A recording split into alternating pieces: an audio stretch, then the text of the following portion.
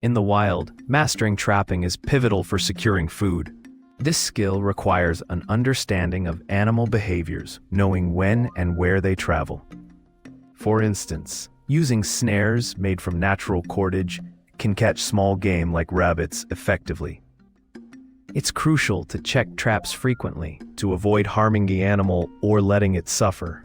Incorporating local flora and fauna knowledge enhances the success rate of these techniques, ensuring sustenance during survival situations.